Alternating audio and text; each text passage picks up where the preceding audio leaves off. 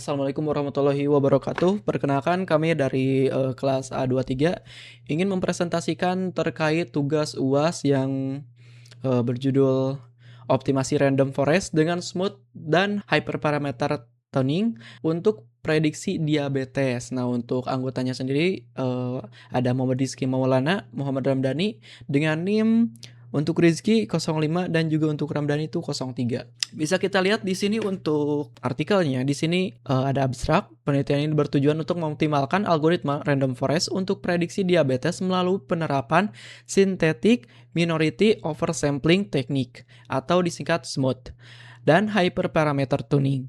Nah, penelitian menggunakan PIMA Indians Diabetes Dataset dengan tahapan processing data, pembagian data latih, dan data uji, penerapan SMOTH, optimasi parameter menggunakan grid search CV, serta evaluasi berdasarkan nilai akurasi, precision, recall, dan F1 score. Hasil penelitian menunjukkan bahwa model yang dioptimalkan memperoleh akurasi sebesar 76,62%, precision 65%, recall 72,22%, dan F1 score 68,42%. Hasil tersebut menunjukkan bahwa kombinasi smooth dan hyperparameter tuning mampu meningkatkan kemampuan random forest dalam mengenali kelas diabetes pada dataset yang tidak seimbang. Nah, untuk metode dan juga implementasinya bisa dilihat ya di sini. Kita langsung ke implementasinya saja. Nah, untuk di sel 1 di sini tuh lebih ke import library aja ya, kayak import pandas, numpy, matplotlib, PLT, dan juga ada beberapa apa sih? Sklearn itu masuk ke model selection, ensemble, matrix, dan juga yang lainnya. Lalu di sel kedua, kita membaca dataset. Nah, untuk datasetnya sendiri ini diabetes.csv atau Excel ya. Ada di sini nih. Nah, di sini. Nah, kemudian kita masukkan dan juga informasi datasetnya tuh di print juga di sini. Nah, ada di sini kayak prenases, glucose, blood pressure, dan juga yang lainnya. Nah, lalu lanjut kita ada di sel selanjutnya statistik deskripsi. Nah, di sebelumnya kan ini masih kosongan ya di sini. Nah, makanya kita deskripsikan lalu distribusikan kepada targetnya. Misal si labelnya nih, si outcome-nya berapa jumlahnya, terus juga di-show di sini bisa dilihat ya. Ini jumlah dan juga outcome-nya juga ini berapa. Nah, lalu selanjutnya ada di heatmap korelasi. Nah, di sini kita bisa lihat untuk korelasi heatmap-nya itu agak sedikit pusing sebenarnya. Jadi intinya di sini ada brightness, glukasa, blood pressure itu mengikuti si outcome, age atau tahun, berapa tahun gitu, diabetes pregnancy function, BMI, insulin, dan juga yang lainnya. Nah, semakin tinggi ya berarti ya semakin besar gitu glukasanya, diabetesnya. Lalu dicek kembali nih mengecek jumlah nilai 0 pada setiap atribut. Nah, ini lebih ke untuk make sure aja sih sebenarnya, kayak mengecek jumlah nilai 0 pada setiap atribut, terus mengubah nilai 0 menjadi none. Ini lebih ke untuk apa sih? Import aja sih untuk make sure aja.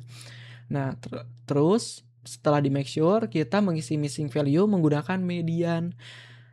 Nah, di ini deh ditampilin hasilnya berapa. Nah, selanjutnya di sel 24, ini tuh menyimpan dataset hasil cleaning.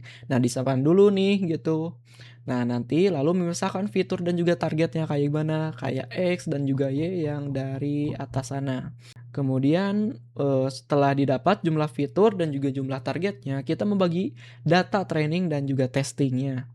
Nah, ini dimasukkan, didapat training dan testingnya berapa, lalu di sini langsung membangun model random forest baseline-nya. Nah, di sini kita bisa lihat untuk parameternya ada apa aja dan juga fitting atributnya ada apa aja. Sudah dimasukkan sebelumnya di atas yang make sure. Lalu kita masuk nih ke prediksi data testing atau akurasi baseline. Nah, di mana di sini akurasinya itu didapat 77,92%. Dan juga di classification reportnya itu ada di misalkan si ini nih ya, precision ada berapa, recall-nya 0,88 dan juga seterusnya. Nah, kemudian di conversion matrix di sini lebih jelas lagi ya, kita memasukkan si conversion matrixnya itu ada si si tes yang Y dan juga pred-nya. Nah, lalu di describe nih conversion display-nya, conversion matrix-nya berapa. Lalu ditampilkan di sini seperti apa.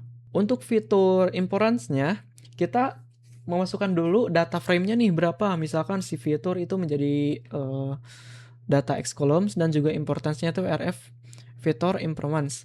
Nah, lalu di short juga di sini.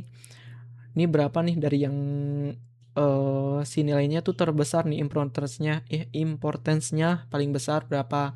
Misalnya di sini ada glukosa, BMI, diabetes predisposition, age, insulin dan juga yang lainnya. Lalu divisualisasi nih fitur importance-nya ke dalam statistik seperti ini, seperti itu. Kemudian ini untuk hasil reportnya dijabarkan juga, yang mana dari hasil akurasi ini ada hasil report yaitu ini berupa tabel. Kemudian baseline conversion metric.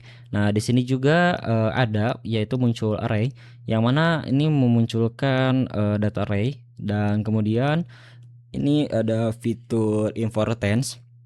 Nah, di sini fitur importance juga sama, yaitu lebih ke apa ya, memunculkan hasil juga, yaitu seperti fitur ke glukosanya berapa, BMI-nya berapa, diabetes dan yang lainnya gitu, yang pada data frame ini. Nah, kemudian ini diambilnya dari mana? Dari inbound oversampling, yaitu importnya dari Smooth. Nah, kemudian di print, dan ketika di print hasil dari outcome-nya yaitu muncul seperti ini.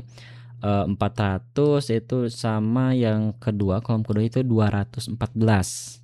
Yang dimana smooth yaitu random state sama dengan 42. Kemudian di print extract value cons muncul juga di sini outcome-nya itu 400. Yaitu di sini kita ketik juga itu untuk random forest classifier-nya, yaitu state-nya itu kita pakai 42. Left spot, fit, kemudian extract mode, dan ini memunculkan juga di sini hasilnya. Nah, seperti ini hasilnya. Tuh, banyak. Bisa diklik satu-satu, atributnya ada dan yang lainnya ada. Berikut estimatornya. Kemudian akurasi smooth di sini memunculkan juga untuk round akurasi smooth dikali 100 di sini. Yang dimana akurasi smooth menjadi dari hasil perhitungan tadi yang kayak outcome-nya yang di atasnya, ini menjadikan akurasi smooth itu 75,32%. Nah, kemudian sekarang setelah ini itu menyiapkan data frame hasil penelitian. Nah, setelah itu kita sediakan nih hasilnya kayak gimana. Nah, kemudian di sini sama seperti tadi di coding lagi, yaitu untuk hasilnya sama itu memunculkan model dari keseluruhan, yaitu dari mulai akurasi, presisi, recall dan event score, dan dimana kita langsung divisualisasikan saja untuk conversion matrix baseline-nya untuk random forest. Kemudian hasilnya seperti ini. Ada 88, 12, 22 sama 33. Itu. Nah, untuk report baseline-nya ini sama, itu memunculkan hasil dari yang sebelumnya, yaitu presisinya yaitu mendapat 0,8, yaitu recall 0,8 dan seterusnya. Kemudian di sini juga dimunculkan kembali, yaitu untuk di kayak apa ya, klasifikasi di bungkus atau di hubungan, dikumpulkan, dikelompokkan gitu. Yang kemudian di sini sama hasilnya. Ini dari from inbound oversampling dari smooth juga. Terus di print ini sebelum smooth. Sebelumnya itu 214. Kemudian ketika di coding ini ada sesudah smoothnya itu dari 400 sama 214 itu berubah menjadi 400, itu 400. Nah, sama di sini juga bisa diklik hasilnya. Dan di sini untuk akurasinya berapa, presisi skor, recall skor dihitung kembali, dites lah ya. Dan ini untuk hasilnya muncul untuk hasilnya dari model akurasi, presisi recall sama advance score gitu. Nah, setelah ini kemudian ada untuk parameter grid search-nya. Untuk coding kayak berapa ininya, terus di sini muncul ada random parameter, sama bisa diklik. Kemudian di sini juga ada base model, grid base estimator, di print grid, base model prediction. Kemudian setelah di akurasi grid, terus di sini kita munculkan hasil dari keseluruhan dari RF, dari random forest ya, terus beserta smooth, beserta grid search, itu kita diakumulasikan hasil dari keseluruhan, yang mana ini hasilnya muncul yaitu random forest itu 0,77,9, prediksinya 72,7, recallnya 59 dan seterusnya.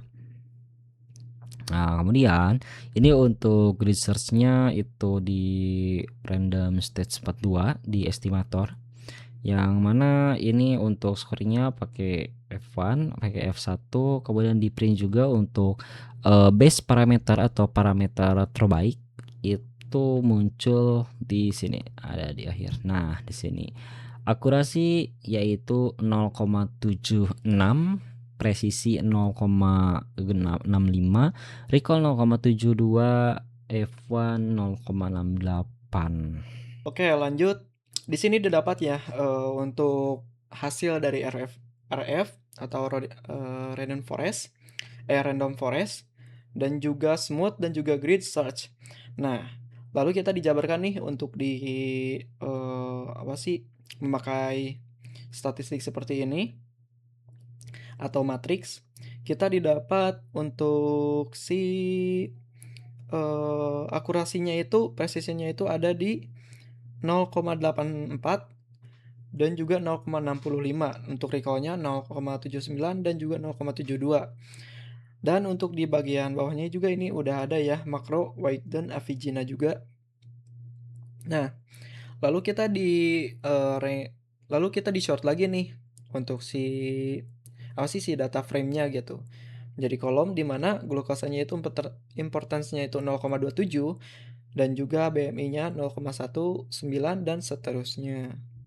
Nah, untuk hasil base modelnya itu seperti ini ya. Didapat glukosa yang paling banyak dan juga BMI yang kedua dan age yang ketiga gitu. Nah, sebenarnya untuk seterusnya ini lebih ke ngereset aja sih. Soalnya kita sebelumnya kan memiliki trial error juga gitu, percobaan juga. Nah, sesuai ya. Ini yang tadi untuk hasil akhirnya. Nah, makanya kita masuk ke kesimpulan berdasarkan hasil penelitian yang telah dilakukan, penerapan smooth dan hyperparameter tuning menggunakan grid search CV terbukti mampu meningkatkan performa algoritma random forest dalam prediksi diabetes pada Pima Indians diabetes.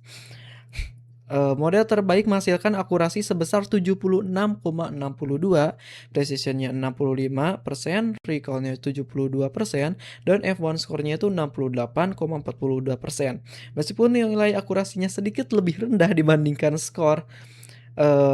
dibandingkan model baseline, peningkatan recall dan F1 score menunjukkan bahwa model lebih efektif dalam mengenali kelas minoritas sehingga lebih sesuai digunakan pada dataset yang memiliki distribusi kelas tidak seimbang seperti itu. Oke. Mungkin sekian ya untuk optimasi ataupun penjelasan demo kali ini. Mohon maaf bila banyak kesalahan. Wassalamualaikum warahmatullahi wabarakatuh.